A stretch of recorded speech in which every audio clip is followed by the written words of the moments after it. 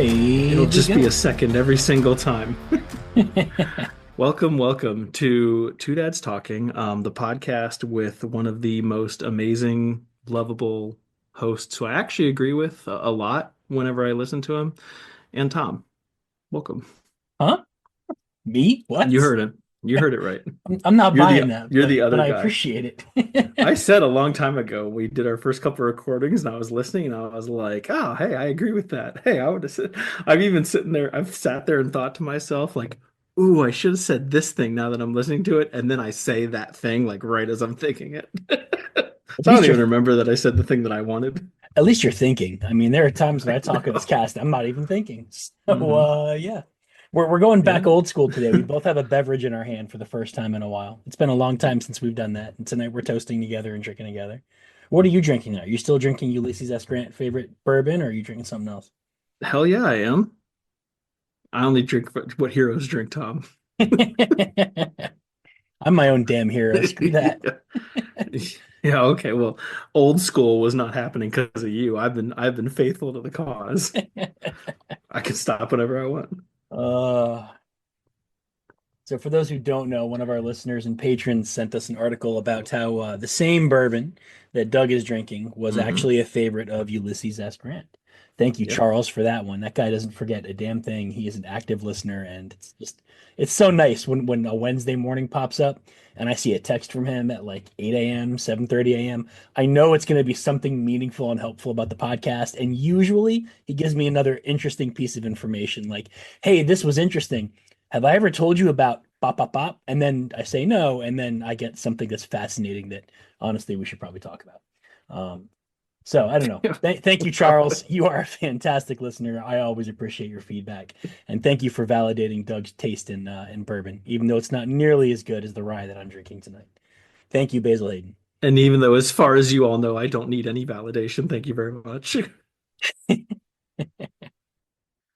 Let's get right into it. Yep, Yeah, let's do it. we're gonna start with the dad. Let's stay Yeah, dadish. so let's stay dadish. Um, as many of you may very well be aware, because it's been the viral thing on the inner blags recently, a local man, where was this? What state was this, by the way? Georgia, Was it like Georgia Augusta, or something? It Georgia. was Yeah, Georgia. Okay, that's what I was saying. I thought it was Georgia. So, the initial story is man goes to McDonald's, leaves his three kids in said McDonald's because he was going to a job interview. And he gets arrested for deprivation of a minor from after witnesses call the police on him when he comes back. And that was just the initial story was he left the McDonald's, figured they'd be better there or safer there than I guess his apartment, and he was just trying to, job interview. And people are obviously taking sides with this.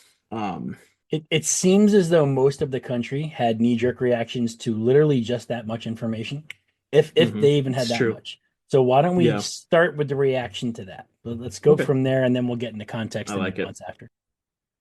Well, my first thought was assuming all those facts are true. I can't really fault the guy for trying to do a job interview and, find a way to not have his kids present. And I mean, I guess the really short answer is he shouldn't have done this. He needed to figure out something else, even to the point of just asking if he could somehow bring the kids into the interview or to leave them just outside the interview room or something. But given that being the initial facts, in my mind, there were way worse things he could have done. He left them in a public place, in a play place where there are often other kids around. There's employees around, like witnesses. There's often cameras with the drive-through and everything like that. Like this is not the worst place you could have left your kids, in my opinion.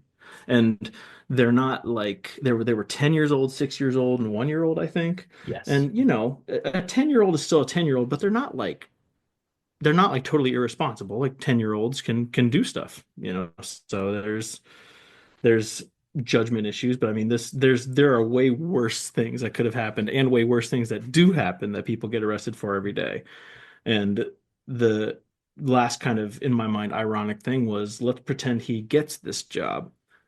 What's his plan for the kids if he gets the new job and has to work it? Because whatever that plan was, he should have had in place for job interviews too. So there was a little bit of like a how is he going to fix the issue if he actually, if the interview went well? That was my whole thought process. I think you are out your damn mind. That's what I think.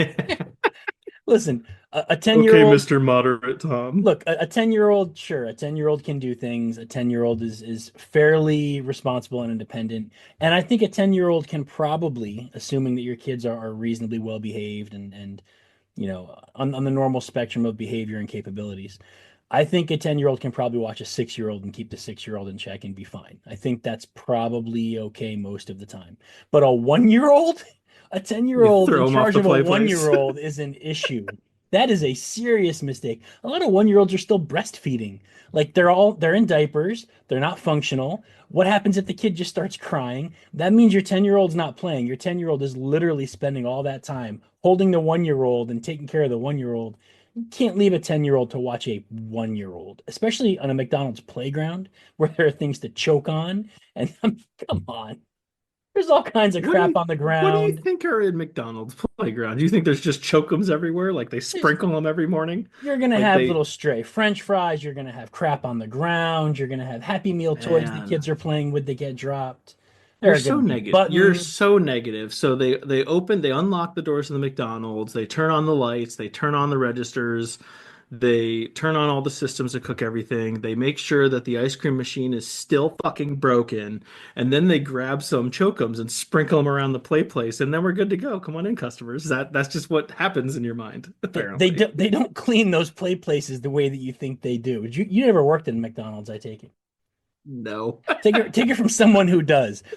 Or did. There are certain things you don't do at a McDonald's. Okay, I one, trust McDonald's because Trump worked there yeah, for a day, right. but he was there. The There, president worked there. there, there are things you don't do at a McDonald's, okay? One, you do not order the pancakes, the hot cakes, ever. You don't Oh, do those that. were such a disappointment. Like they were supposed to be good, then they weren't. Yeah, don't ever order those ever. And not because they're Sorry. not good, but for other reasons that I don't want to talk about and get You've sued. made me sad, Yep, Tom. that's okay. You were already a little bit sad because I yelled at you a little Was it bit. one of those like Wendy's chili incidents where they found a finger in it and then it turns out it was just actually planted by the person? Nope, Because it that would was have a been funny. normal day-to-day operations problem dealing with cleanliness and sanitization of the way they stored the hotcakes. And I will Was never this just at ever. your McDonald's that you worked Well, at? there were three that I went to constantly because they farmed us out. Other McDonald's, and I was a teenager, never had enough people on staff, and I was a shift supervisor at mine when I was like 15 or 16.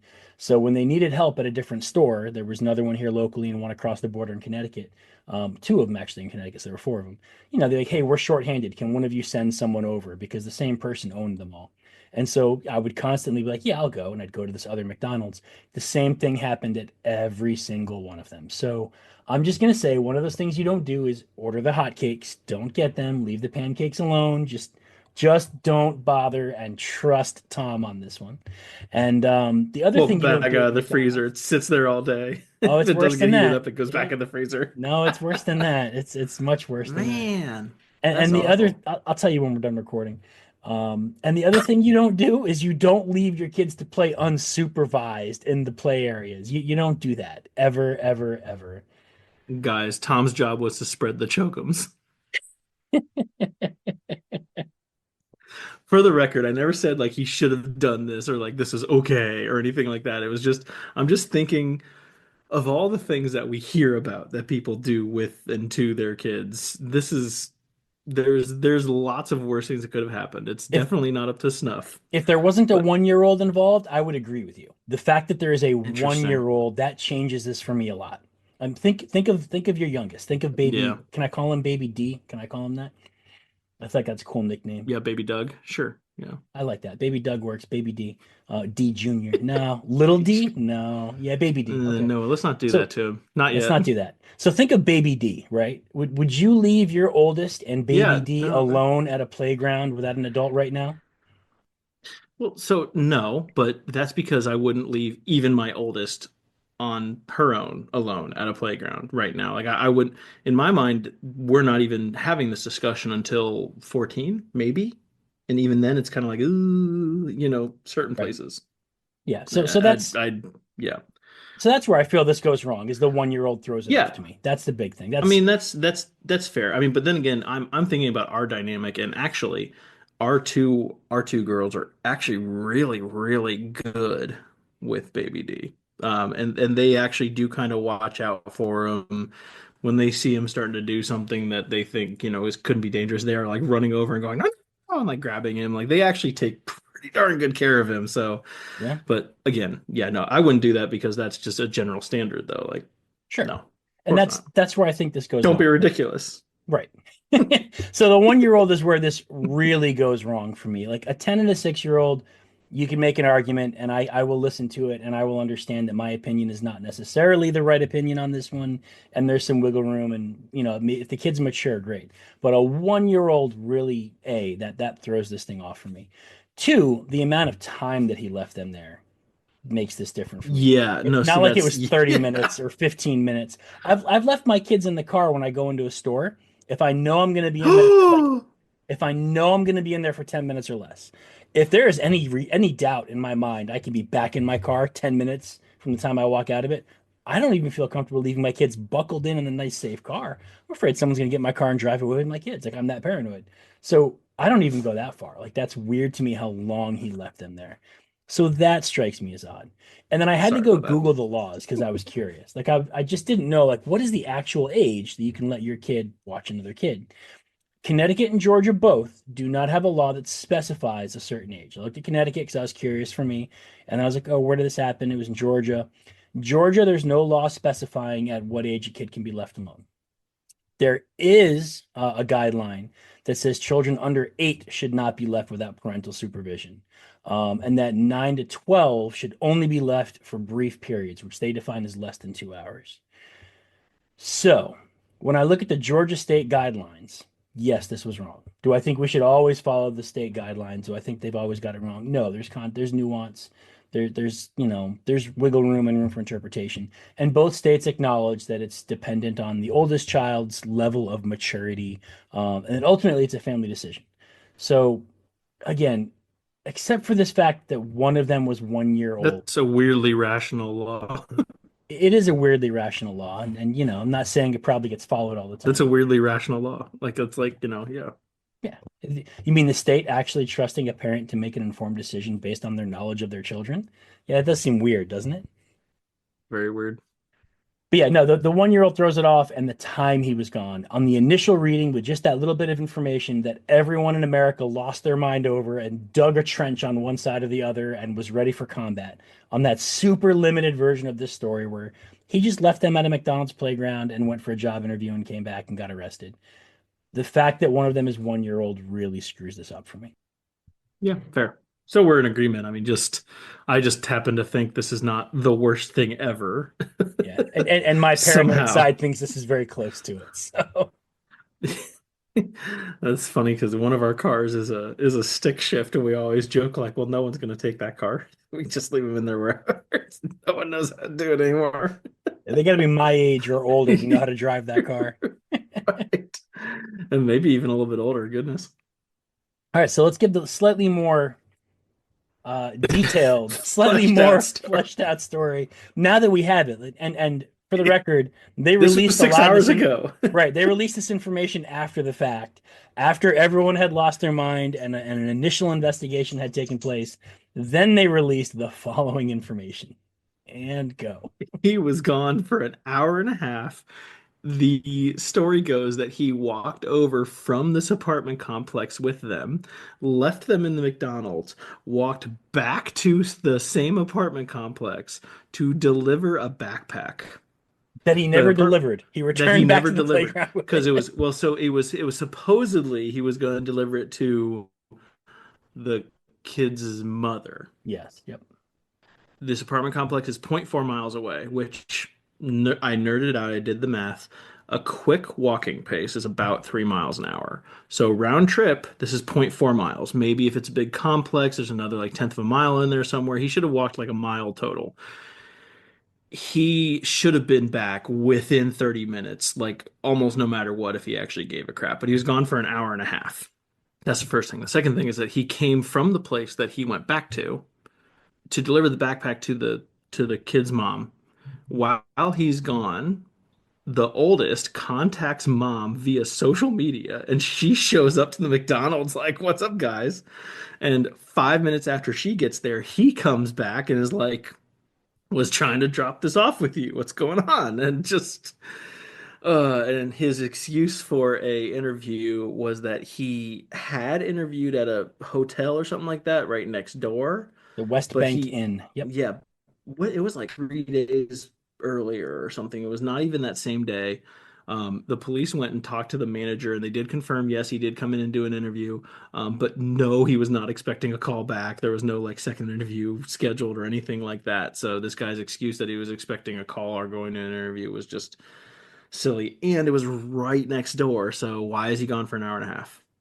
So it was the same day. I'm looking at the article now, and it Was it the was same the day? same day. It Okay. was all March 22nd. Yep. Okay. But your 1.5 hour timeline, that was what was originally reported. The children, Yeah. what happened was two witnesses showed up at McDonald's and reported two unsupervised children at about 4:30 p.m. So that's when this was brought to the police attention. But the video from the hotel provided by the manager, because the police went there to check out this claim of an interview, they said that Lewis arrived at the hotel on the video footage at 1:12 p.m. and left at 1:37 p.m., which means that So the 25 kids were minutes. right. He was in there for 25 minutes, but he was in the hotel at 1:12 p.m. He arrived back at McDonald's at 6:12 p.m. I'm sorry, 6:18 p.m. So that's 5 hours he left these kids at the McDonald's playground. It's no longer an hour and a half. Once they look at the surveillance footage, Oh, he sorry, I left did. them there for 5 hours. A 1-year-old for 5 hours. But the other two kids combined to be 16 years old. So, I mean, But the average pretty age is only responsible. 8. Dang it. Let's go with the median. Oh, wait, it's the Oh, same. it's the same. Yeah, I so just he left them to deliver something, is what the daughter said. He said he had to deliver a backpack. His daughter said that he told them he had to go deliver something at the apartment complex. He that they just leaves, came from. that they just came from, right? He leaves, he comes back 5 hours later, still has the backpack. Mom says, "Nope, he didn't come to my place." So, Oh, and the daughter said something like before the cops came, maybe, or was it like, oh, yeah, he does this. Like we get left alone a lot. yeah. Yeah, that's what she tells Like them. this Yeah, this is happens all the time. Yep. this happens all the time. So this sparked quite the fight across America before all the information came out, and I haven't gone to look at any comments since it was updated. My guess is that it hasn't changed. People who dug in on either side are probably still dug in. Like not many people are going to Well, they're change. not going to get updated. Antonio Brown started a GoFundMe or something Yeah, for him, was it's what the raised thirty nine file said thousand too. dollars So, for this guy, according to this article.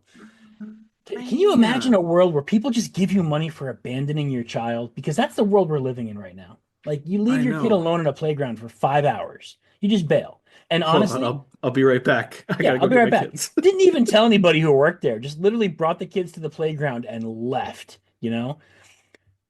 The former police officer in me reads this and looks at this, and of course I'm making judgments and I'm trying to put my experience and make something fit logically. And the first reaction I have is he was doing one of two things. He was going to sell drugs and didn't want his kids there when he was selling drugs.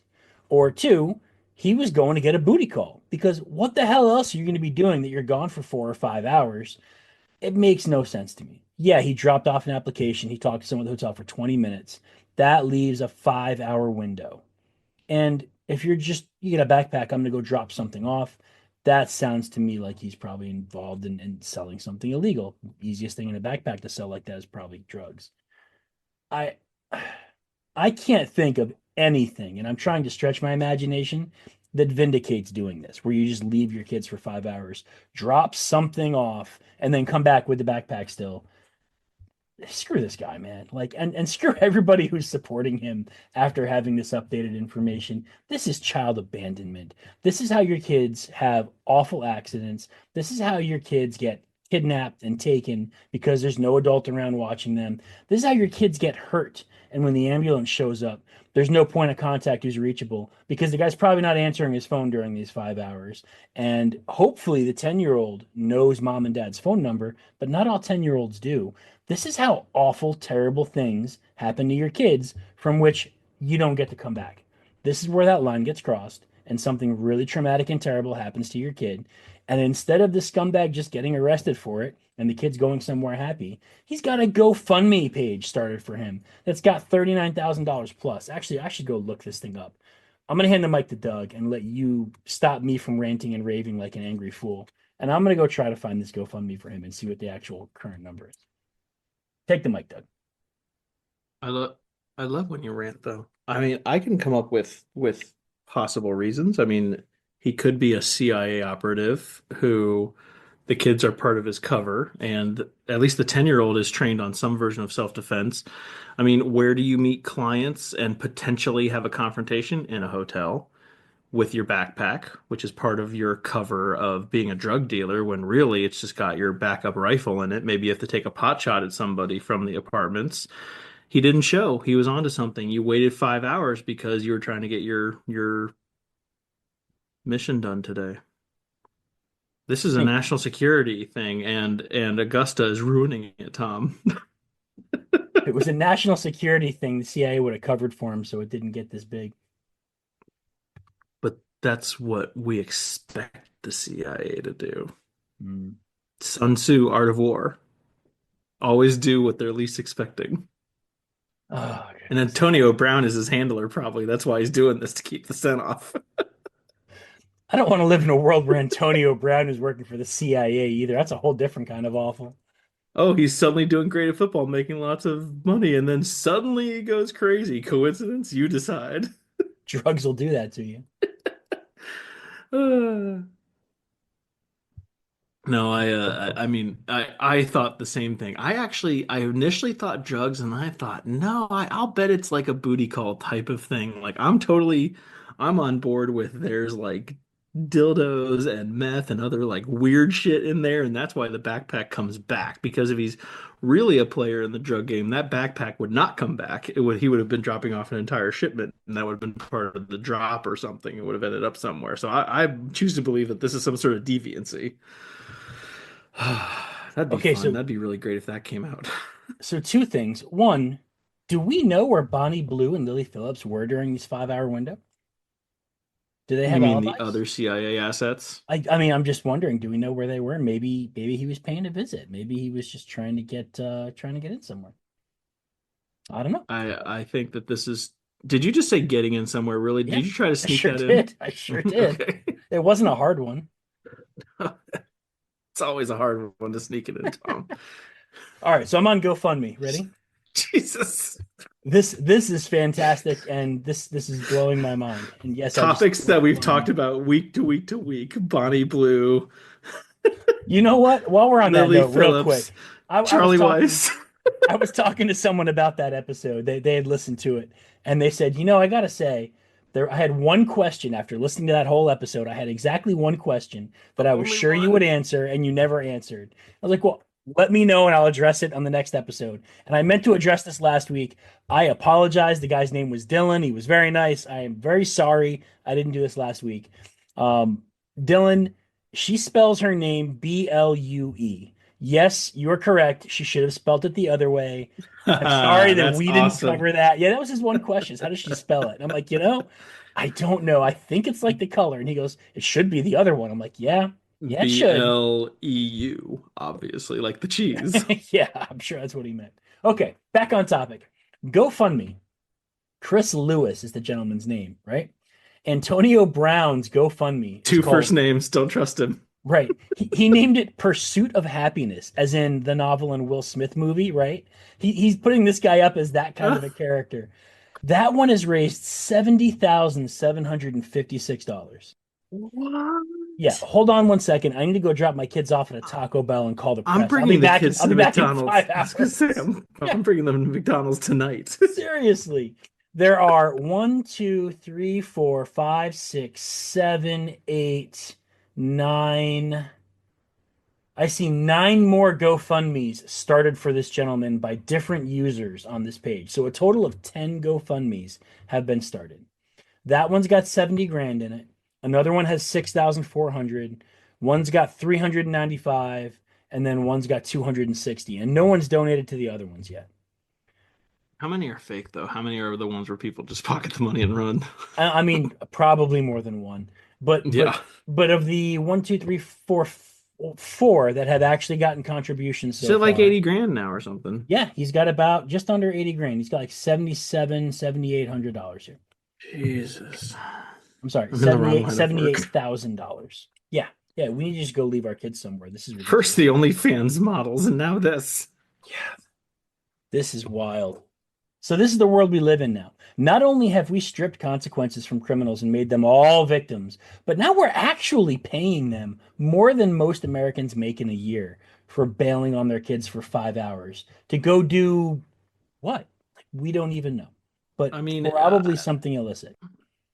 I'm thinking about all those drug users that tried to sell their kids to the drug dealers for more drugs, and I'm just like, Sure, man, that's worse. Yeah, granted. but they always go for like a couple $100. These kids are appreciating assets. Look what you can do if you invest them in the right place, put them in the right McDonald's. They just like it's just a Just compounding interest, man. just do this once a year and you've got your salary, right? Do we pay Right. taxes on GoFundMe contributions? Is You that end up tax staying free? in jail so you don't have to pay for meals and just like Oh, it's great. It's yeah. tax free. Just put it into a traditional IRA so it doesn't get taxed until after you take it out. So wild. You can pay for their college. Oh God. Yes, I'd like a Big Mac and a college education, please. Coming That's what right I up. want. We get a That'll we get a take you Happy Meal and a retirement fund. wait time 5 hours over four served. Less. Uh, you know what? Now I'm gonna have to follow this damn story and see where this goes. I I feel like every time I'm a bad dad, it's just like, no, I'm not. I'm good. well, there are certainly people doing less and worse. Oh goodness. All right, I need to stop. I'm getting too happy. We don't want that. Should I tell some dad fails? Make you feel like a better dad still? Thank you. All right. It would be great. We're gonna start with the little dad fail. That's not a huge deal, Ugh. but it is a dad fail, and I have no excuse for it. So my kids have been doing karate now for a little bit. We finally got them into karate, and they like it enough that they're sticking with it, and this is great. My wife being a former karate student, she got her black belt as when she was young, and me having studied a little bit of kung fu and then like all the other combative stuff I get my hands on for years, jujitsu and boxing and wrestling and kickboxing.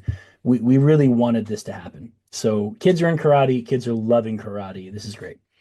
Karate schedule is a little awkward because we live about 40 minutes away from the dojo that they're going to.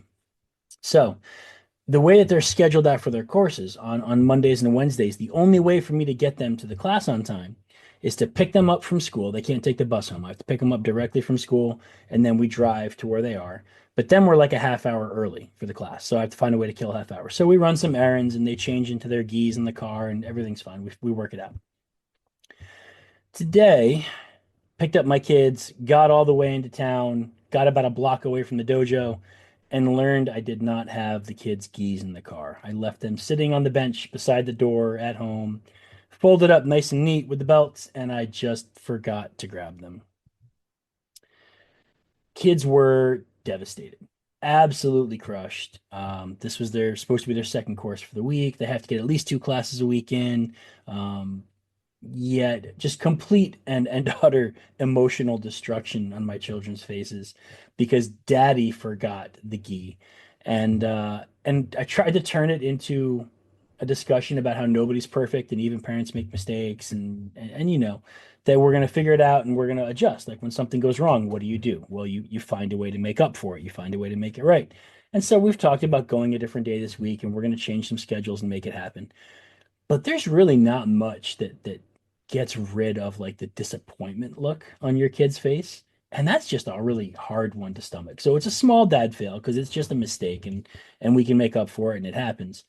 But anytime your kids are looking at you with that disappointment look, doesn't that just ring a little bit sharper? Like, doesn't that just cut a little bit deeper? Am I imagine is it just me or is disappointment like the worst thing to No. see on your kid's face? No, it's not just you. It's like when you make a genuine mistake and you can just see the like they're crushed.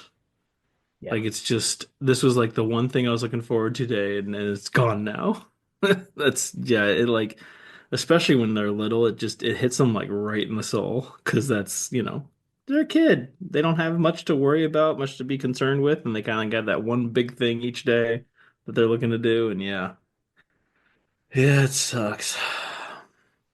I remember we had one of those like that with soccer one time. We forgot the jersey, and luckily they let us play, at least a little bit with like the jacket on or whatever. But Yeah. yeah, the same thing. We forgot the jersey, and it was just like I saw the face in the mirror, and I was like, "Oh my God, I feel so terrible." I wanted to drive my car off a cliff, which is like the nearest one is like 2 hours in Ohio, so that was going to be awful. It's Well, going to be a hopefully long you let the drive. kids off at a McDonald's first before you do that, right? Like drop them off at a McDonald's playground and then go drive your car off the cliff. You don't do it with the kids in the car. Yeah, I'm not stupid, Tom. Okay. Jesus. All right. Just want to make sure. Hmm.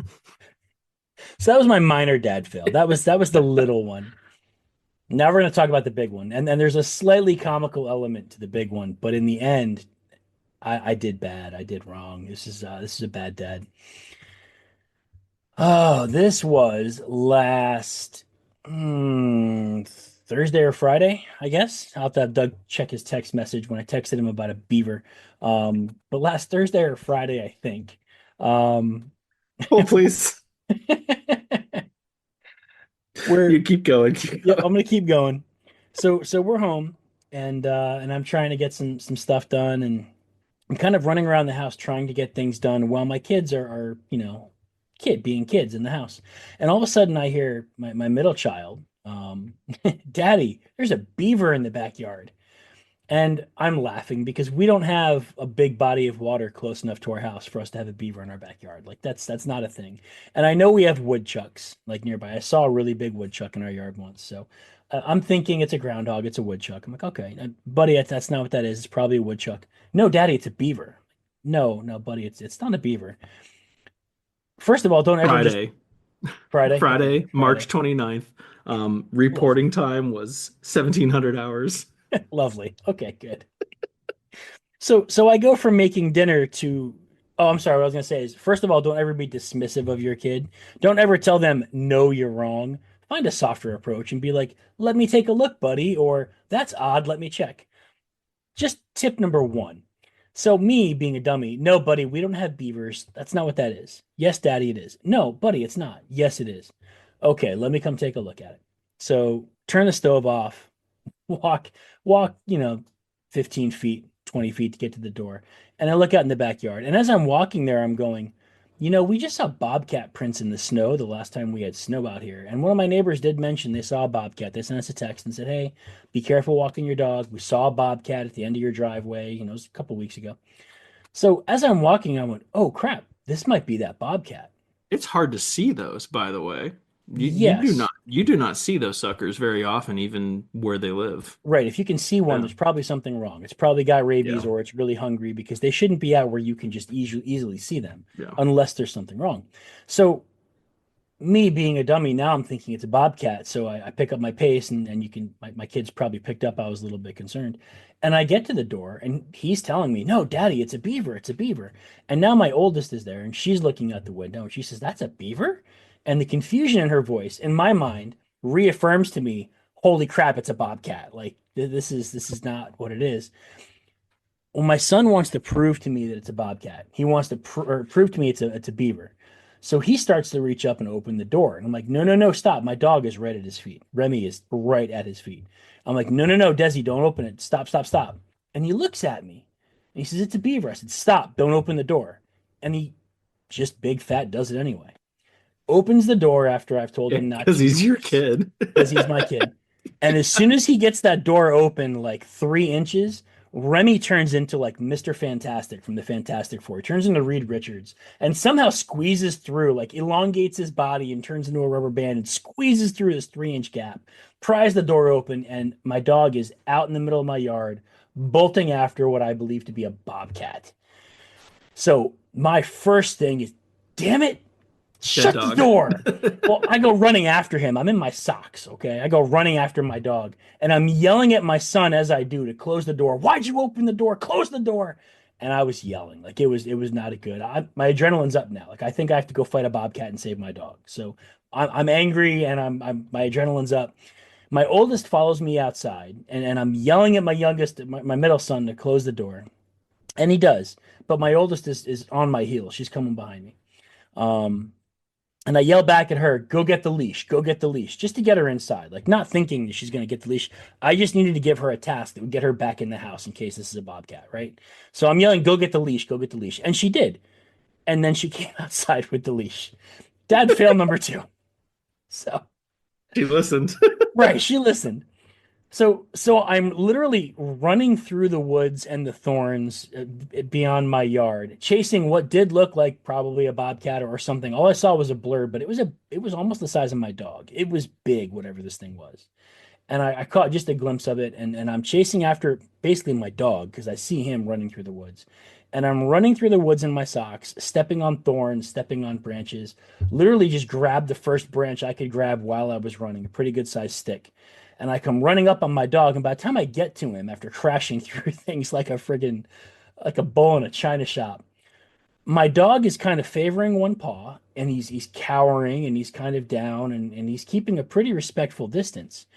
And about 8 or 10 feet in front of him, backed up against a tree, is the biggest goddamn beaver I have ever seen. It's a freaking beaver. It's a Flat, freaking leathery beaver. looking paddle tail and everything. It's got teeth the size of, I don't huge friggin' teeth for this little itty bitty mouth. And it's hissing like a goddamn bobcat. So I'm looking at this thing and it's hissing at my dog. And the way my dog is favoring his paw and the way he's keeping a distance, I figure he got bit. So now I'm just angry. Now I'm in like dad mode. And I go after this thing with a stick. And I whack this beaver. And there are jokes to be made here. And when I texted Doug, I think I said, this is not a euphemism. I just fought an angry beaver with a stick. I think is what I said, something like that. Mhm.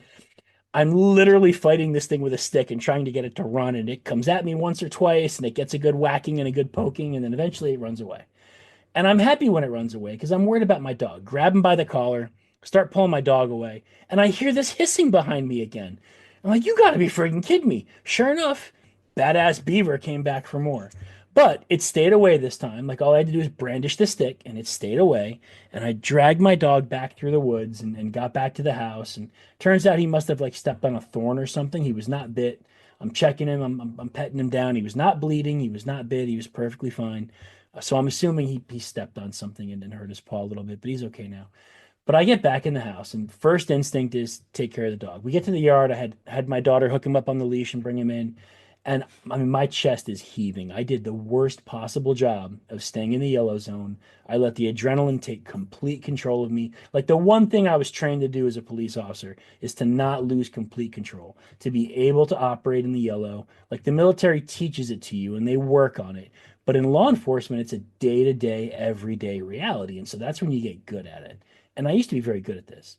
But I get back walking across my yard. I'm sucking air. My feet hurt. I'm angry. Like, stupid freaking beaver almost made me kill you with a goddamn stick.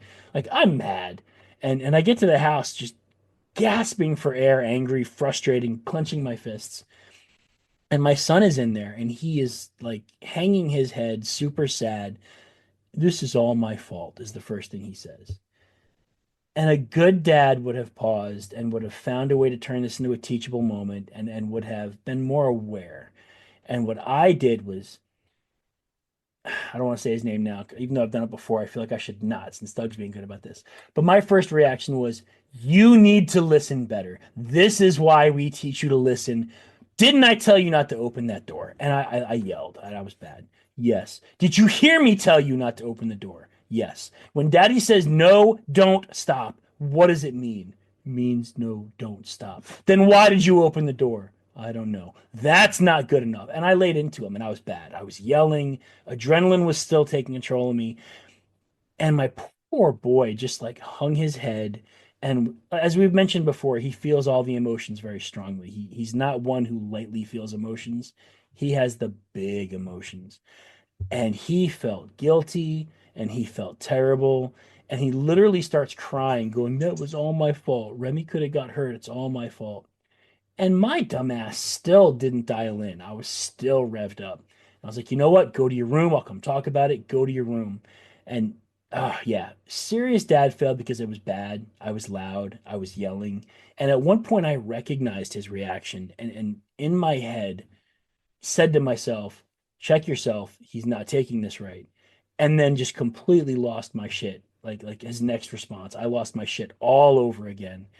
And then I went to check Remy, and eventually I did calm down, but wow, did I go out of control? Wow, did I lose my head? I completely lost sight of the fact that my kid is 7 and is curious. And I just handled the whole thing, aside from successfully defending my dog. Aside from that one little element, I really handled the whole thing in an epically unfortunate fashion. I didn't leave my kid abandoned at McDonald's, which is good, but Well, I he's 7. He would have been fine. He's older that's than the true. other That's kid. true. You'd have been fine. But there comes a point when, and this is something I've been reminding myself literally every day this week. I've been taking moments and pausing and being like, where are you in your body? Where are you in your head? Have measured responses. The stuff I'm trying to teach him, I had to reteach myself. And in the end, it's going to be a good teachable lesson for both of us. But man, I lost my shit. It was bad. Like, I'm not doing it justice here. When I say I was yelling and screaming and I was angry, the little bit that I gave here is really underselling it. It No, was I really understand. I've been there. I mean, for me, like in a situation like that, that in a way, in your mind, in the moment at least, was entirely unavoidable, or excuse me, entirely avoidable. It's sort of like a 50-50 thing. Like you get back, everything's fine, and you kind of have that brief, like, oh, I'm just done with it. And like, let's just be done with it. And that's when you're calm. But when you're all like, and it's just, and then everybody, it doesn't matter who it is, is there. You want to be angry at something because you haven't had enough yet. So I get it. We're excited to announce our first ever mid-show sponsor, McBabysit, available in select Georgia McDonald's in the Augusta area. McBabysit is the first ever childcare service provided by a fast food restaurant outside of China. For the price of one Happy Meal per child, you can leave children ages 1 and over in the semi-competent care of teenagers in paper hats, supervised by a poorly laminated clown poster. Your child will receive a minimal serving of processed food with aggressively mediocre nutritional value, enjoy rigorous mathematical instruction counting soggy fries on the floor, and have access to our stimulating indoor play place, where they can swim carefree in an unsanitized pit of plastic balls, forgotten Happy Meal toys, and the tears of other abandoned children. So whether you're struggling to find childcare during your job interview, trying to squeeze in an unencumbered booty call, or looking to make an impromptu delivery of contraband to a shady apartment complex, just look for the golden arches near you. There's no need to grimace about the cost of childcare. We'll keep a half-wandering eye on them for less than the price of a nutritional meal. McBabysit, because we embrace society's inevitable decline and acknowledge that some people set the parenting bar lower than our quality standards. McBabysit. I'm loving it. McBabysit not available on our mobile app. Alibi is not available in domestic stores. Taxes, fines, and jail terms may apply. But yeah, it's I've done the same and sometimes and I'm not proud of it either. I get it. But dude, it was a beaver. Is this okay? I'm sorry. I have to ask this. Is this yeah. your first encounter with a beaver? Like I know you're married, but It's my first is encounter this with a four-legged beaver. Yes, I've never what dealt a with that what before. about a three-legged beaver? Oh no, never had one Ooh. of those either. Ooh. So this is again kind of a weird segue, but everyone's heard the phrase busy as a beaver. There's a reason that that's an actual phrase. Okay. Those MFers are ridiculous. So this is too much information backdrop, but I've mentioned before how, especially growing up, my parents had a place up in the wilderness, like way the fuck up in the wilderness, like 700 miles away from us, wilderness. And there are beavers there because there's flowing water there. And just to give you an idea of why that phrase is a thing, um, my dad had help with some people, with some of the locals there too, and they basically made a bridge over a little like creek, like a probably 20-25 feet long, like wide kind of creek, gravel, dirt, culverts, the whole works. Within 2 or 3 weeks of the thing being done, I may have that initial timeline wrong, but it starts getting clogged up with mud and sticks and everything like that. There's a beaver. So they set up like a kind of like a valve like on the side, like a drainage valve, and it's a vertical culvert that's coming up kind of above the water and going under, and it's to stop overflow because if the flow gets stopped enough, the water level rises on the one side and it'll wash out this, rock and dirt bridge. I'll be damned if the beaver didn't fucking clog that up too in like 3 days. So my dad goes out there, That's fast. clean. Yeah, my dad goes out there, cleans it all up, gets some like wire grating around the top of it, thinking that that'll at least stop the big sticks and stuff from going down there. Couple days later, he goes out and checks it again. The sucker's clogged again. He Wow. basically went out there 5 different times, and once or twice, it was literally overnight. He unclogged it, and it was clogged the next day. Before he ended up doing some sort of conglomeration of, like your chicken wire kind of thing and regular grading, and then he also set up some sort of kind of like beams kind of in the culvert so that it would catch other stuff that got through the grate. And I personally, because I've been up there even in my elder years, I've personally destroyed 2 or 3 small little beaver dams. And it's just like stopping it like 6 or 8 feet, like nothing, just a little water flow running through the woods, and they built a fucking dam for it. And you know, it's hard to like you take the equivalent of a pitchfork and you're stabbing in this thing and ripping and clawing at it. It takes 5 or 10 minutes, even if you're right on top of it, to like pull apart the weakest points. And you learn very quickly that when you're pulling this thing apart, you better have a way to jump back out of the way because the water starts going. These guys with sticks and mud can clog all sorts of stuff super fast. They're amazing.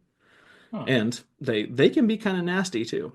So, they swim on the lake that we were at, and they don't really like people too much. Sometimes they get curious, but I believe they are North America's largest rodent. I think I saw that somewhere because after this Yeah. whole thing So, happened, I was curious. I'm like, wait a minute.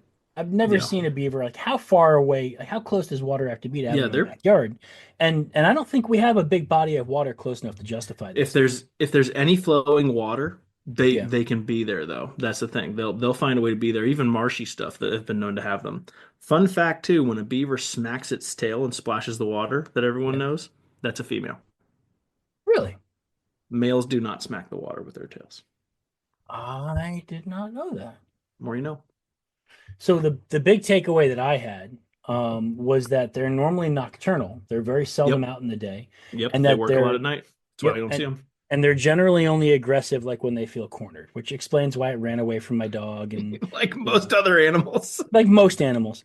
This was like early afternoon. This was at like 4 4:30 in the afternoon, like somewhere in that time Yeah. frame. So for him to Just be in my woke up, sick backyard beaver was or whatever. Yeah, that's kind of um, weird. That might be take the gun next time. well, if I'd have had And time, yes, I and didn't then have time don't to and go then grab don't that tell part. anybody because I'm sure that's illegal. Yeah, I'm sure it probably is. Yeah. Actually, you know what? Let's just edit this out.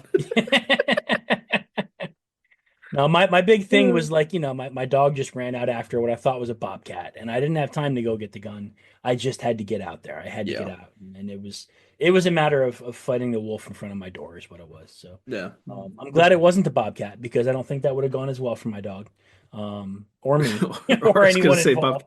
bobcats are that's another thing too. There are bobcats up where we were at, and I think because my dad set up some woods cameras once upon a time, and he got like one and a half like great bobcat photos, like at night crossing the road kind of things. Yeah.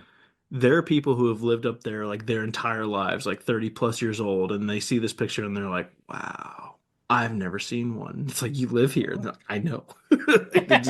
It's the most I've ever seen of a bobcat live is its ass going into the into the thrush like, for half a Wow. second. Yeah, you do not get a chance to see them very often. They're See, real. So if you see one, that's another like you might be in trouble kind of things. I've seen a So they're not handful in this huge, but area. Right. I've seen a yeah, handful in this area. It's not it's not they're like outlandish to see them here. I think they're the smaller one because a lynx is a little bit taller and is like 35 pounds ish. I think bobcats are more like 28 to 30 pounds, but it's a big fucking cat. Like Yeah. they'll they will attack smaller sick deer. Like they're tough. And So see, I feel like a lynx is a regional thing. I don't know that we have them near me, but no, I'm lynx are a not little bit sure. further north, I think, too. But they're like everyone mistakes them for a bobcat, but they have a couple of things. They're taller, they're a little bit bigger. They have the longer thingies coming off their ears. Bobcats are like just the smaller version of that, Okay. basically. But yeah, no, good thing it wasn't a bobcat because that would be a whole other issue. Yeah, that would have You been would a have been in the problem. ER after that. You probably would have won or at least survived, but you would have been in the ER after I that. would have been in the vet's office taking my dog to the vet is what I think would have happened. And I would have been, They, so they could treat you too. oh yeah, yeah, give me a rabies shot while I'm I was here, gonna right? say, right? Like, Yeah, exactly. No, that's uh, it's funny that that was your reaction. You must really like this dog, because for me, like the animal runs off, I'm like, shit. really? Oh Oh, yeah, if any animal that I've had in my brief times of having animals, if it's run off, I've been like, and then I go find my shoes and I put them on, and I'm not like going slowly, but I'm not like running. I'm just kind of yeah. like being brisk. And then I go out and I look, okay, they went that way. And I kind of like, I decide to jog sometimes. I'm like, this animal got themselves into this mess. If they're still alive when I get there, I'll get them out. But like, this is your fault, dude. Oh no, no, I'm very each of my dogs. So my wife and I have had a total of three dogs now since we've been married. One of them died way too early and way too young when he was struck by a car. Um, Copper lived 11 or 12 years and he should have lived longer, but he had like probably a brain aneurysm or something that wasn't detected. Whatever happened to Copper, it was really unfortunate. Yeah, he was my boy. But each of our dogs has given me now one good animal scare. Like this is apparently a rite of passage with our dogs.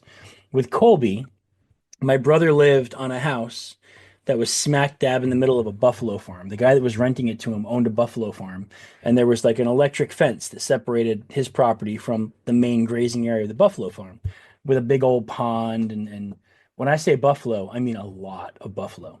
I briefly mentioned this on an earlier See, I episode. wouldn't go after the animal there. I'd be like, see ya, hope you come back. Yeah, I'm I not that guess stupid. I have a different mentality, I guess. So I briefly mentioned this in an earlier story where I talked about how I showed up for the first time and convinced my brother that I had a dream about his house being haunted. I had like looked up the previous tenant and some of her Yep. information and like I Catholic crafted this great lady. Yeah. yeah. So this is that same house.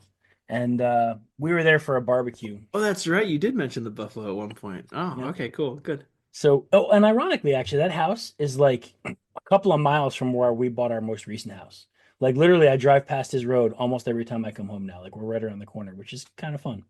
Um, anyway, so we're at his place for a barbecue, and my Colby Jack was my puggle. He was my boy, and he was our first marriage dog. And he came up from Virginia with us. Well, actually, we got him in Connecticut. I take that back. We got him in Connecticut. Copper was the Virginia dog. We got Colby in Connecticut, and we're at this barbecue at my brother's house. And of course, my dog, gets off leash and gets outside, and he's half beagle, so he follows his nose like Toucan Sam. And he followed his nose under the electric fence out into the buffalo grazing area, where there were probably about 30 buffalo, like 150 yards away. And my dog takes off full sprint to the buffalo. So, what do I do? Me and my brother, of course, he's got a similar mindset. We go and we dive under the electric fence and shimmy off into this buffalo pasture to chase my dog. And we're chasing Colby. And to make a long story short, we catch him and we get back and cursing and swearing and sweating and shoving him under the electric fence and crawling under. None of us got trampled, which was good, although I thought we were going to get trampled or gored by Yay. buffalo. Turns out he ate like his body weight in buffalo poop while he was running around, running amok. Like he just was eating all the buffalo poop. And he would later, after the drive home, throw it all up in my favorite hat. Like literally just throws up pounds of buffalo poop into my favorite ball cap, which made me very sad. But that was the scare with Colby and the buffalo. That was the first time I ran into danger for my dog. And then Copper, we got him about a year and a half after Colby died.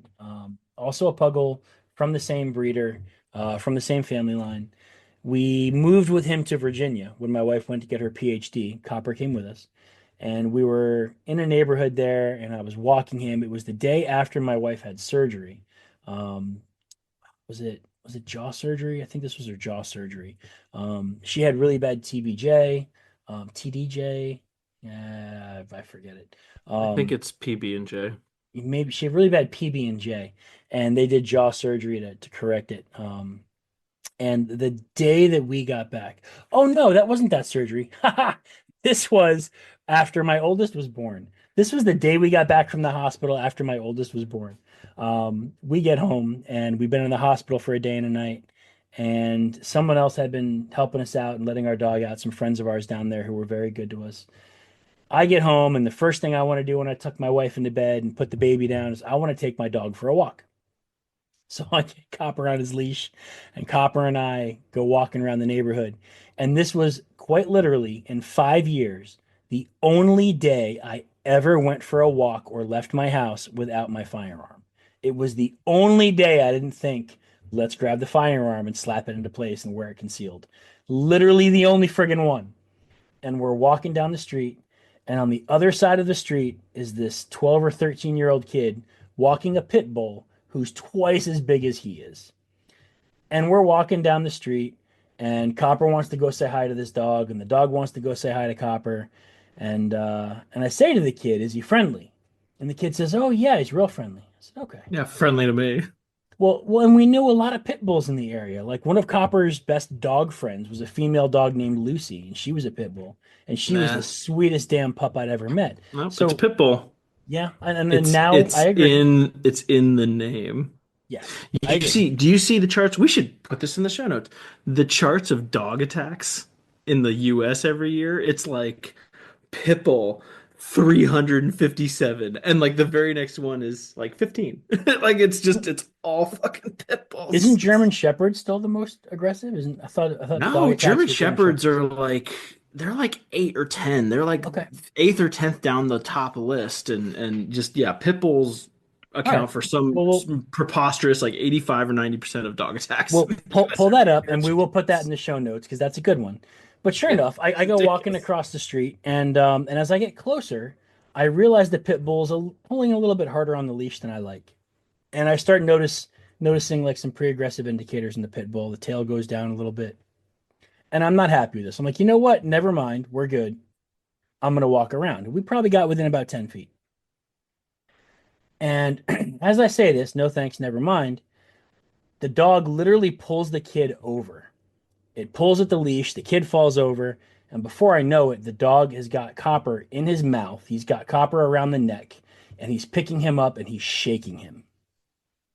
I didn't have Yep. my knife on me, I didn't have my gun on me. The only thing I had on me that was readily accessible was my cell phone. So literally, I reached into this dog's mouth and I went to pull my cell phone out, thinking I was going to smash him in the eyes with my cell phone. Cell phone falls on the ground. I lose my cell phone. I literally stick my fingers up under his teeth, trying to pry his jaw open. I'm digging my fingers up under his gums, and I start Yeah, just good luck. wailing. Yeah, right. That's what I learned. And then I Yeah. start punching him as hard as I can with my hand in the face. Eventually, he lets go of Copper and kind of turns his attention on me, and I get him in the eyes, and I'm driving on him, and he backs off whimpering and whining, and the kid gets his leash, and the kid's all apologizing. And Copper looks okay. He's got some blood on his neck, but he looks okay. He's scared and he's nervous. But I was on the ground, like I sprawled on this dog for I don't know 2 3 minutes. I didn't want him Yeah. shaking my dog off the That's leash. lucky. Yeah, That's lucky. Honestly, that's a shake that didn't go the wrong way. yeah. Well, it turns out it did go the wrong way. I just didn't know it at the time. But he Ah. had Copper up in the air, and my first thought was get him on the ground, get the paws down. So that was why I sprawled on this thing, and I beat the shit out of this dog, and he bit me up a little bit and scratched me up a little bit. So I get the address from the kid. I'm like, what fucking house does this dog live at? Where are you at? Turns out the guy who owns it is a former Marine, and he's out vacationing, and he's paying the kid to walk his dog twice a day. And the kid doesn't know the dog all that well, and blah blah blah And blah it's a blah. kid. He's a It's kid. a Like I it's a can't even dog blame him. that's Right. it's a dog that's trained to fight though. The Marine should be like this is you need an Yeah. adult handling this. Someone Yep. who can control the dog physically, at least a little bit. Yep. That's yeah, So that's not good. So it turns out the Marine's coming back from his vacation the next day. I get the address, and it turns out it's just down the street from me. No big deal. I can go there. I get Copper home, and I'm checking on Copper, and he's still bleeding. Then he starts breathing kind of funny, and he's not acting like himself. So I said, you know what? I got to rush this dog to the vet. Keep in mind, I just got home. I haven't slept in a couple days. My daughter was just born, my first child. Like, I haven't slept in a couple days. And I was fighting this dog. My phone was destroyed, like, screen smashed up as we were fighting and wrestling and grappling. The whole phone got smashed up.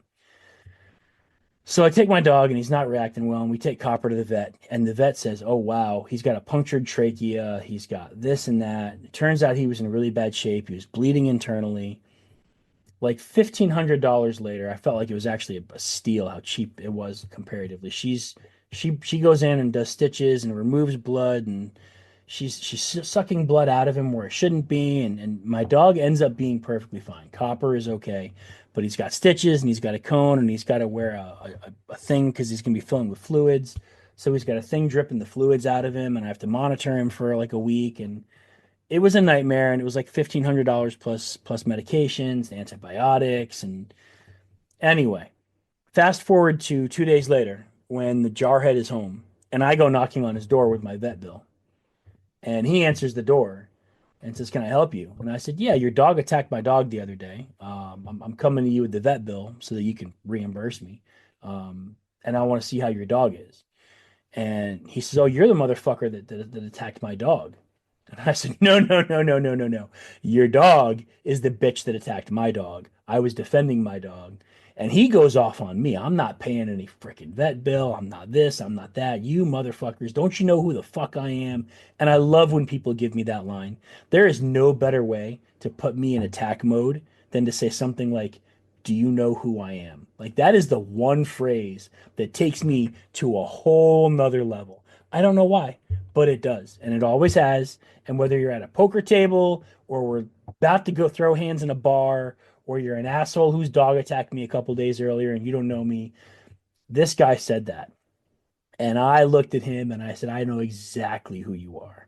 You're the asshole who left a 12-year-old kid who weighs half of what your dog weighs to take care of your dog while you were gone. And you're the asshole whose dog fought me and attacked me. And you're the asshole who's either paying this vet bill or I'm going to have you arrested and take you to civil court and sue you for all kinds of damages. You can pay the vet bill or I'm going to get you for like $30,000. That's who the fuck you are."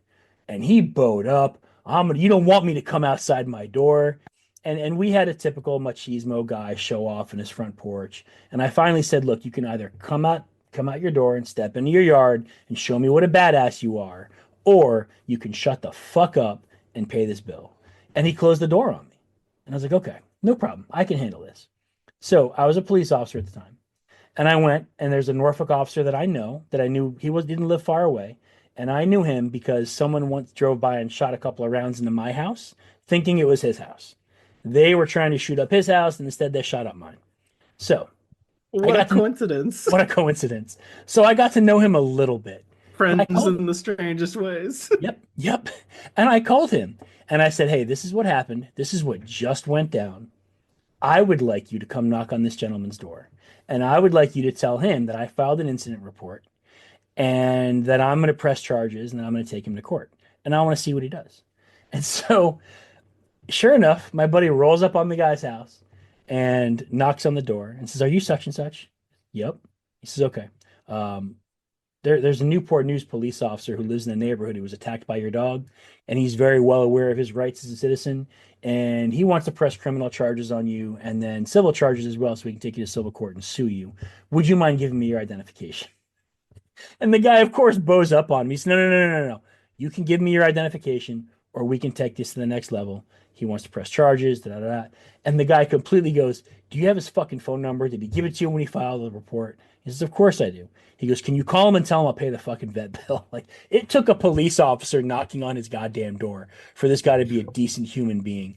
And I wasn't looking for the money that I wasn't looking for reimbursement for the stitches I had to get on my wrist. I wasn't looking for reimbursement for my cell phone that broke. I should have. I wanted the vet bill and the medication covered, and that was all I was asking for. Anyway, long story short, he paid up, and we buckled and broke, and the big hard ass Marine did the right thing. And then his dog got put down. Like, the end of the story is the police officer, because I did end up creating an incident report after I was paid. They took the dog, and it turns out it was like the third time it had attacked somebody, and they had to put the Hmm. dog down. And I saw him in the That's why street. he was so aggressive, because he knew his dog was in trouble. Yeah. He wanted to save his dog in his mind. Yeah. Yep. I saw him in the street about 3 to 6 months ish after the dog was put down. I was literally going to play basketball. I played basketball in a local community center that was a couple blocks away. Not a place I was supposed to be playing basketball, is what everybody continually told me. But we had good games. I got to play before I went in for midnight shift, so I went. And I was coming home and I was literally going to shower and head straight to work after playing basketball. But I noticed that there was a car that seemed to be following me. And in that line of work, you get paranoid, and when someone's following you, you don't take chances. So I didn't go home, and I drove around and I drove around, and the car followed me for quite a while. I wound up calling Norfolk Police again and saying, "Hey, this is Officer Gamache, Newport News Police. I've got a vehicle following me, suspicious vehicle. Looks like it's a black Chevy of some kind, and blah blah blah." I gave him my location, and sure enough, drove to a street where an officer was waiting and pulled him over, and it was that guy, and he was trying to follow me home, and just like he completely lost his mind when the guy he ended up they placed him in handcuffs and they searched his car because he reeked of alcohol and he was driving under the influence. So he was drunk. And they brought me up to see if I could identify him afterward. And that's not how you're supposed to do it. You're supposed to do a lineup. Like this was a mistake on the officer's part. But they literally, after they had him in the back of the car, walked me up and rolled the window and said, "Do you recognize this man?" I was like, I know exactly who this guy is. And he went off on me. "You had my fucking dog killed, you son of a bitch. All you cops are Yeah. corrupt." And he went down that route. Yeah. It's And not his fault, of not his course. fault, not his dog's fault, right? It's all my Yeah. fault, you know. And yeah, that was when Copper endangered my life with a wild animal. And then this time, at least it was just an angry beaver. Like if you're gonna say, Tom, you know, you're gonna have a fight with an animal, a beaver is probably the least of the concerns with the I animal don't that know, I've man. encountered. I don't know. A wild animal though. It's Wild animals. better than a pit bull. If you put me in that I position, mean, that was an I mean, awful encounter. I don't ever want if to I fight a had to pit bull pick again. between a pit bull and a beaver, I'd probably pick the beaver. But until you get to like birds, like little birds, like it's a fucking wild animal. Like this is Yeah, credit to my father, since we're a dad's talking podcast. I'll give my father credit on this. My father told me one time, he said, if a wild animal is not running away from you, you're in trouble. yeah, yep, Like just automatic. It doesn't matter. He said it doesn't matter how little the thing is. yeah, Any wild animal, if it's not running away from you, you are somewhere you're not supposed to be. yep. And he's right. I had an experience with that a couple like about a year or so, 2 years ago maybe. It was at my parents' condo and there's some possum that runs up and tries to eat the bird seed and shit like a fucking moron. Those are And aggressive. Yeah, possums are well, aggressive. yeah, so I like rap on the window just to get them to go away because the reason they don't like this possum, normally my parents wouldn't care, but at the time the dog they had would go out and maybe try to attack it, and this dog is a bird dog, so it's good at retrieving birds, but this dog did not have an actual really truly aggressive bone in its body. Like it would hurt you trying to jump on you and play with you, but if you like attacked it, it would like freak out and run away, kind of thing. Yep. And this dog, I'm sorry, like it was a beautiful dog. He was a nice dog with a heart of gold. This dog was a total dumbass. It was a Gordon Setter. That's my first Like, dog. oh, so Oh, I okay, had a because my boxer who mom was had as the dumb story as a of when box of rocks. Yep, they, I know. yeah, when they this Gordon Setter, my mom said she brought him in for like the first like major checkup, and she said the vet looked at her and goes, "Oh, a Gordon Setter." Now they can learn.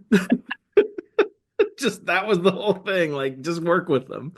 I swear this dog didn't even know its name for like 3 weeks. It was a dumbass, but it was a beautiful dog. It was a nice dog, but like this possum's gonna fuck up this dog if you let it out. So this possum's not going away. I go out into the backyard and it kind of backs away, and then it sees that I'm not like bull rushing it, and it just stops. And I kind of yell and like brandish, whatever I had, like the door stopper for the sliding door at it, and it like looks at me. I'm like, oh fuck, I'm about to get attacked by a possum. It didn't run away. Luckily, it decided it wasn't worth the time and moseyed on out. But man, nope. The wild animals, man, you don't want to fuck with those. Not if you can help No, it. I'll win, but I would have had to get rabies shots afterwards. no. I remember one time a raccoon coming at. It was Colby in our backyard in Groton in Oh, Connecticut, and I remember raccoons a will fuck you raccoon up too. chased us. Yeah, and for a raccoon to come Yeah. at you, something's wrong with it. And I just Yeah. remember, You know how you have those moments in your life that like are snapshot moments that you don't forget, like they're positive snapshot moments where you feel good. Like I remember a game-winning jump shot I hit in Savannah, Georgia. It was like a 32 footer, and I pulled it up and I shot it as the buzzer went off, and I knew it was good as soon as it left my hand. And I Yep. still have I remember like a solid You three remember seconds. everything. Yeah, like Yep. you know those moments. I had one of those moments when this raccoon charged Colby, and I probably should have just mentioned this was his attack because it was probably scarier than Buffalo. But we're in the backyard, and Colby's outside just going bathroom, and this friggin' raccoon comes up over the back fence and just starts charging at us. Like it's running very clearly at my dog, and there's no way I'm getting to my dog in time. Like there's just as I finally realize what happened, there's no way I'm getting there. And I picked up a rock and I just visualized hitting this raccoon with this rock and I threw it. And as soon as I let it go, I was like, got Oh, him. that's And got yeah, right. it smacked this raccoon solid. And then the raccoon got knocked down. And I ran out and grabbed my dog and got him in the house. And the raccoon left. But it was charging us. And for a raccoon to do that, something's wrong. Yeah, no, that's because But they're smart too. I mean, yeah, right. I've had three run-ins with a Yeah. raccoon where it noticed me and it was like, ugh, and walked But away. Like but they don't this was fuck like with you. this is a 1 in 1,000 shot. The raccoon is running at my dog, and I threw the rock and just perfect dink Beaned it. whacked it. Yeah, it was great. One of Hey, those I moments I'll never forget. I pulled up the chart that I was thinking of, by the way. You ready for this? Oh, for dog attacks? Yeah, so I embellished apparently a lot because this is how it was in my head. So this is All right, I will spit some rye out through my nose. The way you said that was great. And I just what that I embellished? when you went, maybe a lot. For some reason, the Maybe a rye lot. almost came out of my nose. I shouldn't have been sipping it while you talked. I mean, like, I don't want to put blame on anybody, but I kind of said 1 year and it's like over a decade, so maybe a lot. But Okay. so it says breeds or types of dogs involved in fatal attacks on humans in the US from 2005 to 2017. Admittedly, if I'm going to nerd out for a second, fatal does not actually mean death. It probably means it in this case because that's what most people use it as, but fatal by the dictionary is just major injury. Anyway, Yeah. I digress. I'm going to start at the bottom. There are 1, 2, 3, 4, 5, 6, 7, 8, 9, 10 lists, 10 entries on this. Bottom. Doberman Pinscher, 6. Okay. That's a Snoop Dog. Yep. Okay. Yep. It's got to be on the list. Boxer, 7. That stupid dog I was referring to earlier was a Yes. boxer. I loved him. He was dumb though. The surprise. Labrador Retriever. Yeah. 9.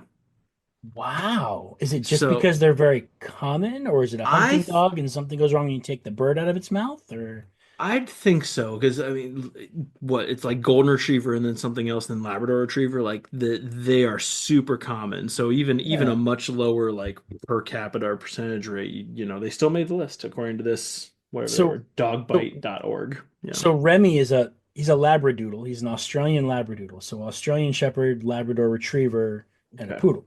If he bites me, does he go on that list? Or do they break this down to like designer breeds too? He does go on the list, but you'll see As why in a a second. okay. Yeah. Next up is Husky at 13. So Yep. that's barely over 1 a year or about 1 a year. Yep. Huskies can be Ma aggressive. Mastiff or Bull Mastiff is 14. Sure.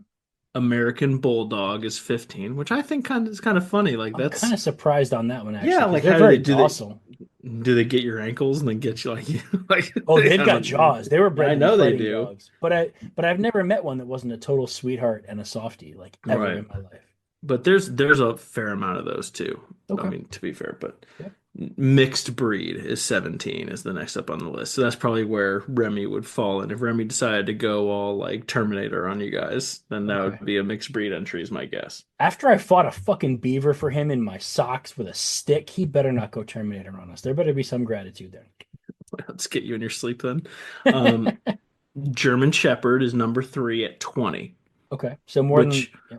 yeah, well, so again, But not number one like I thought. no. German Shepherd, I mean, German Shepherds, there's a lot of German Shepherds out there. They're not like crazy high numbers, but they're not uncommon. But, also in my mind, now you notice we're starting to get to like the big dogs, the ones where if they attack you, it can be over much faster than other breeds too. Well, German Shepherds are aggressive, and that's what makes them such a good choice for police dogs in a lot of cases. Now, Yes. now most departments use Dutch Shepherds instead, but Well, German aren't there Shepherds like a have lot them. of Malinois or whatever they're called? Isn't there a fair amount I, of those out there too in some I departments? don't So I know. was hearing. I've never Yeah. seen one, but maybe. Malinois. Yeah, Oh, they're big dogs too. Okay, so now again, this is number three was German Shepherd. That was yeah. 20 fatal attacks over a 12/13 year period. So Number specifically two, fatal attacks. I got to this is keep what it that in says mind. is fatal. Yes. Number two, Rottweiler. Hmm. Remember, German Shepherd was 20 attacks. Rottweiler is 45. Wow, that's a big jump. Mm-hmm.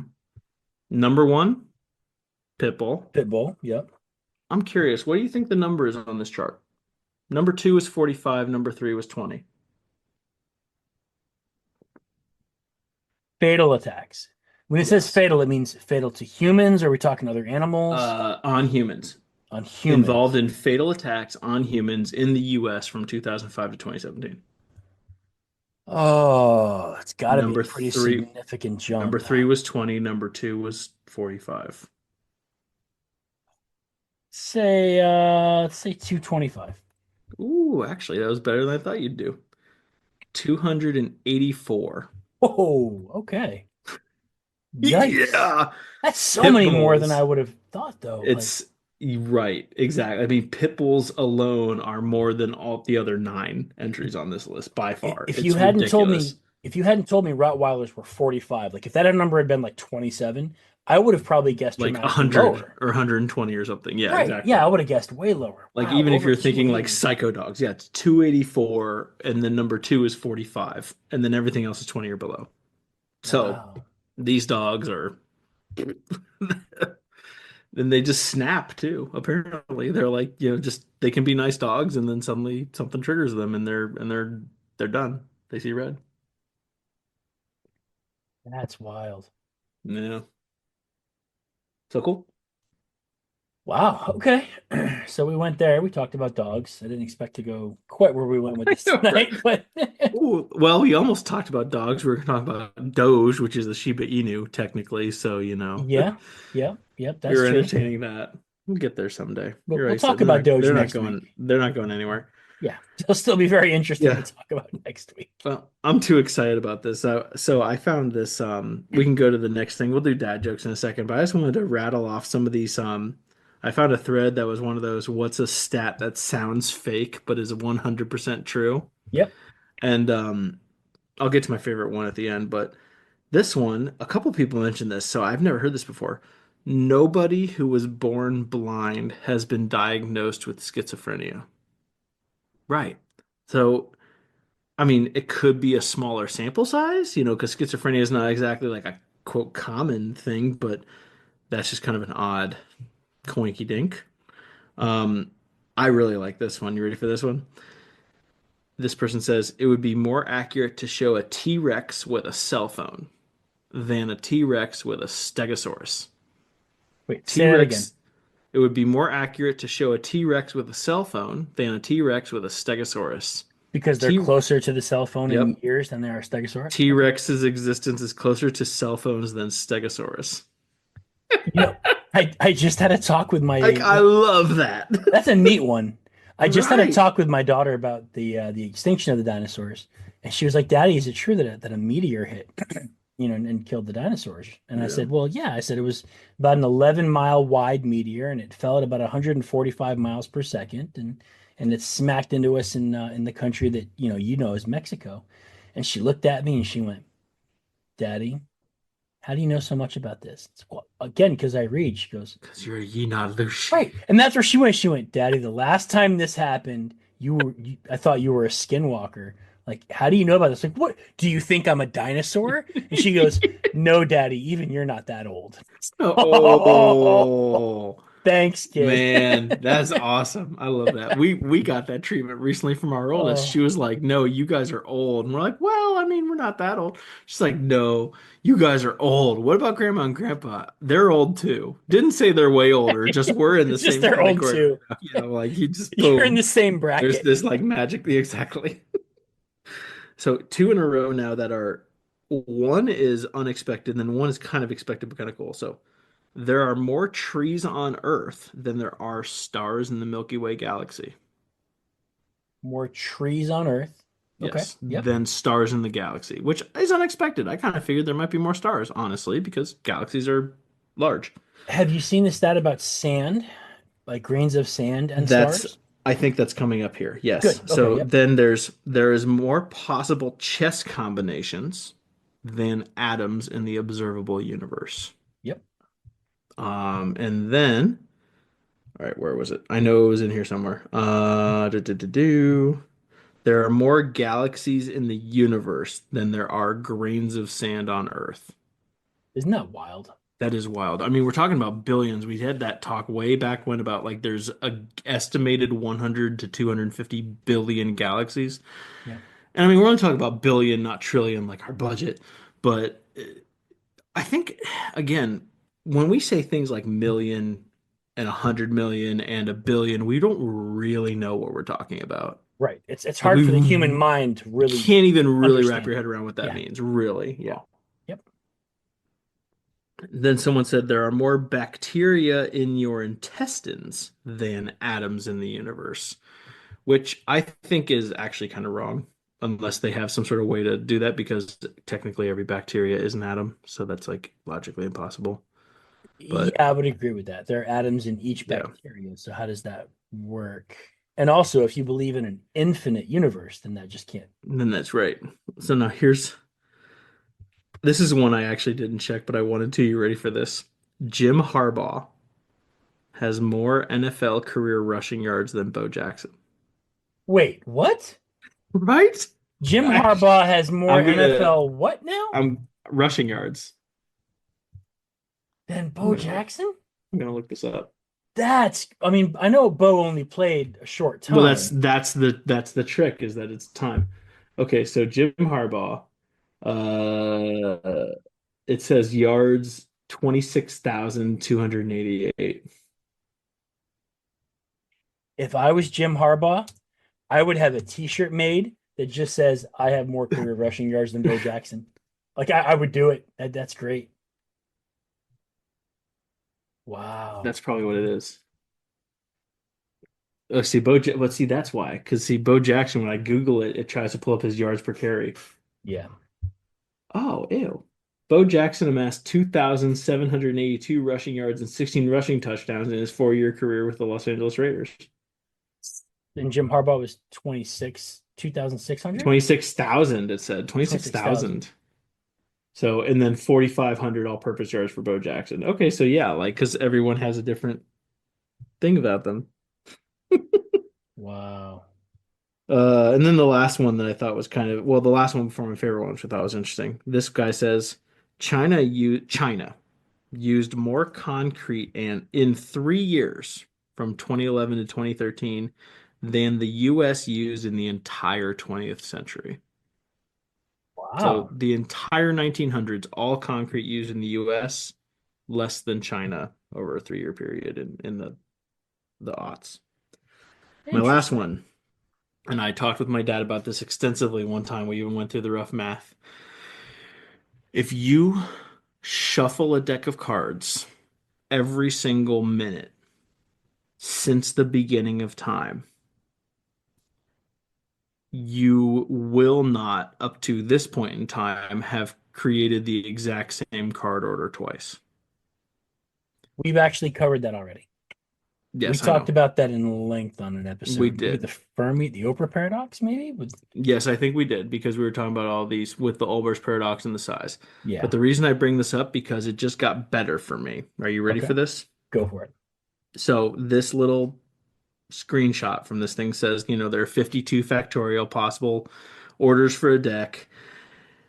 If a unique order of a deck of 52 unique cards has been created every second, not every minute, because of the previous one was all 7 billion people on Earth right now are shuffling once a minute since the beginning of time, Yeah. we still probably don't have a new combination. This one is every second since the Big Bang you're doing it, which maybe might be less because it's not 7 billion add on to that. But anyway, the chances that any two of them were repeated is approximately 1.2397999 times 10 to the negative 51 power.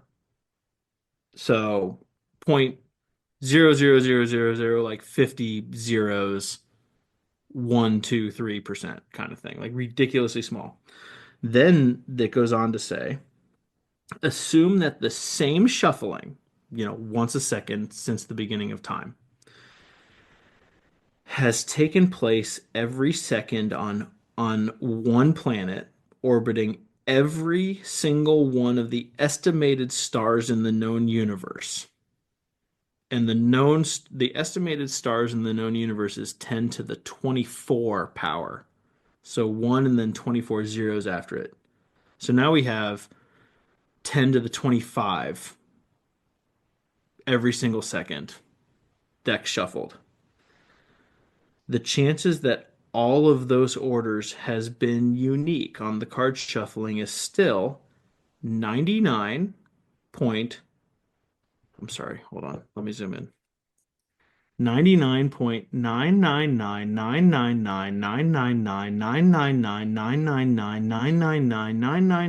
99.9999999999999999999999999999999999999999999.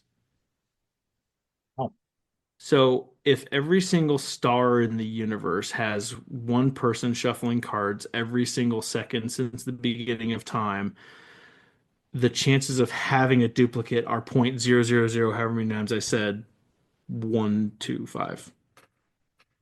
It's that is like even way more mind-boggling in my mind than the first one. That's nuts.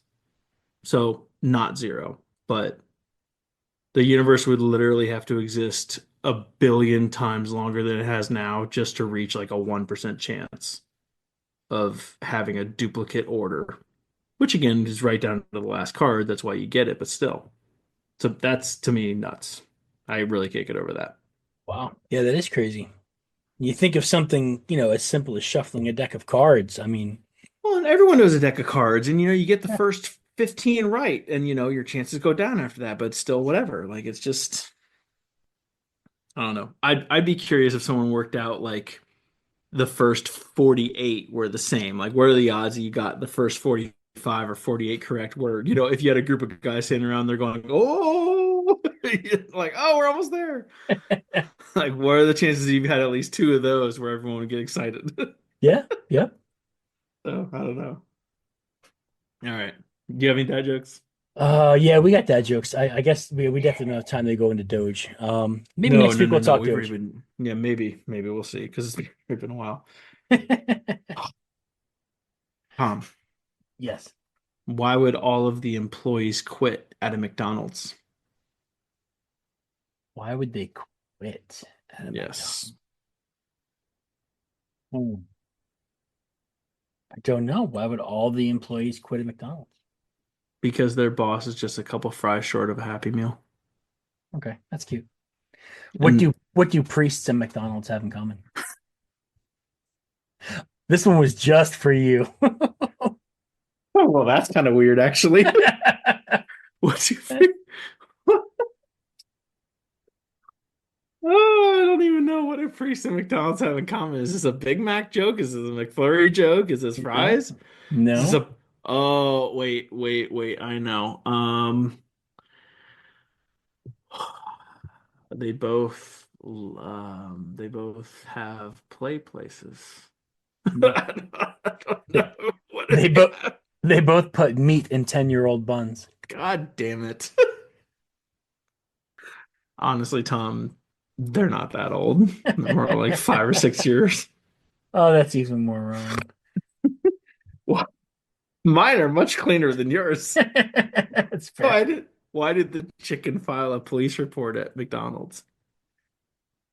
Chicken file a police Why did the report. chicken file a police report at McDonald's? Because usually everyone gets burgers. Hmm. I don't know. Why did the chicken file a police report at McDonald's? Because it was being grilled for no reason. That's pretty good. Yeah. Yeah, that's not bad. I Yeah. can work with that. I'm upset that you weren't grimacing at my puns. Oh, that's a good one. I like Ah, that one. That one's thank you. better. Damn it. That's all I got. Uh, Was you leading know, up to the grimace thing. so I went to McDonald's the other day and I ordered two large fries, but the idiot in the window only gave me a bunch of little ones. Jackass. Why does McDonald's like to hire altar boys? Because they have 10-year-old puns. Nope. Oh, Because if you can turn on a priest, you can turn on a friar. oh, wow, that has levels. I It love does, right? that. Man, well, hold on. Are they Franciscan or Jesuit?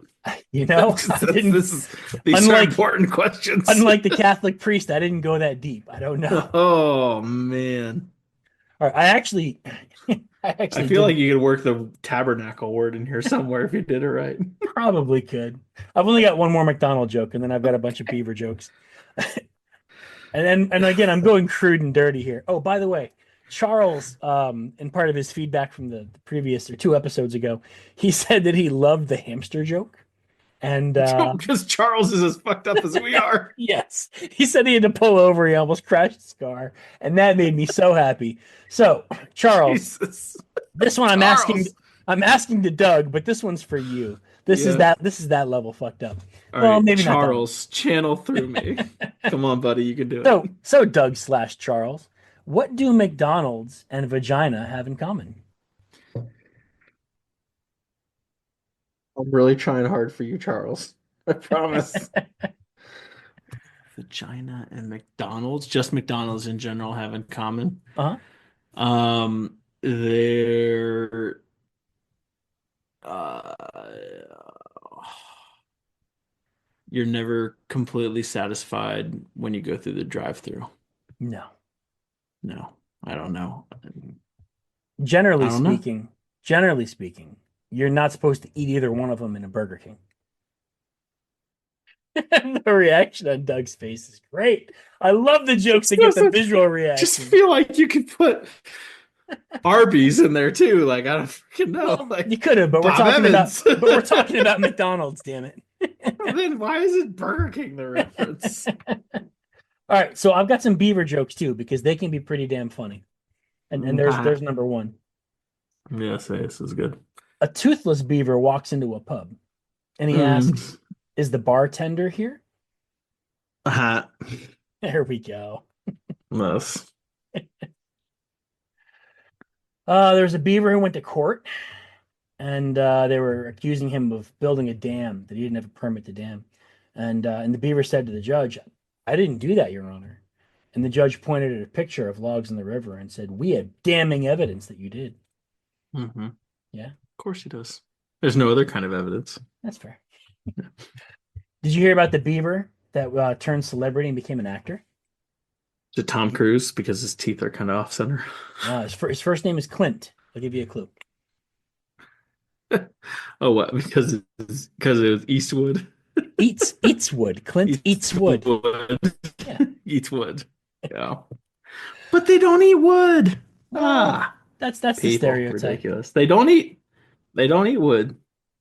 All right. So despite Doug Stereotypes, being ridiculous. factually correct, I've got one more tropish Hey, one. you got me with the Friars joke. Okay, you That won one was already. good. That one was That good. was great. I really love that one. I love that one. So I walked outside the other day, and I've got a favorite tree in my yard. It's an apple tree, and there was a beaver chewing on it. And I said to the beaver, "Hey, leave it alone. Stop chewing on that tree." And you know what the beaver said? Nah. I thought you'd like that one more. No. And then a pickup line for you. Damn, Oh, good, girl. because I totally need those. I pass it on to baby D. Damn, girl. Are you a beaver? Cause damn. You're fucking retarded, dude. Sorry. I love that one. That made me Dude. so happy. I have to disown you as a friend for that one. That's so stupid. I thought it was good. If you get an email from some guy named Tom that is that's this subject line dating advice, don't open it. I was really good Yeah, in the but more. dating life back when I did it. I was very successful in that world. No, you weren't. You just had a uniform. It was easy peasy. That was like No, easy level. you couldn't wear a uniform when you went out. That was not allowed. You weren't allowed to drink in uniform. You weren't allowed to wear it to a Yeah, club. but the Like, that was chances not of ever allowed. stolen valor are quite small, so you just had to say it. It's good. There's a lot of competition. There were a lot of male soldiers. It's just like Wedding Crashers, dude. The French Foreign Legion, we lost a lot of good men out there. And then finally you're at the Yankees. Like, oh, Trace, I don't really want to talk about it. Was that Wedding Crashers or How I Met Your Mother? I feel like that was Barney Stinson. I mean, I think Barney had a line like that Okay. too with that, but no, Wedding Crashers was because they show them dancing with all the girls, and he that has the French Foreign Legion line, and then they cut later, and he's like, "We lost a lot of good men out there," and she goes, "At the Yankees." All right. No, we're Tom's reached the dating advice for my kids. We got to get out of here. All right. Thank you guys for listening. We appreciate it. We'll talk Doge at some point here in the near future. Sorry we didn't get to it. Also, sorry this week's episode was late. We'll probably get both episodes released next week. Yeah, yeah, we'll get there. Yeah, we'll get there. Maybe Doug does this one and we have Tomas do the other one, deliver that one still, and we'll get you two in a week. But thank you guys. We appreciate it. Thanks for hanging out with us. I think that's it. Deuces. Oh, Heartsies. homework. Oh, right. God, homework. Yeah, homework. Don't leave your kids stranded alone at a McDonald's for 5 hours while you do illicit acts and then pretend like you had a job interview. Only We to be don't easily know if it was disproven. illicit acts. Innocent until proven guilty, Tom. Do not put Bullshit. that on him Bullshit. What are you doing for 5 hours? No. at the hotel. All right. Finish Later. the rye. Empty glass. Don't abandon your kids. We love you guys. Thank you for listening. Have a good night. See you next time.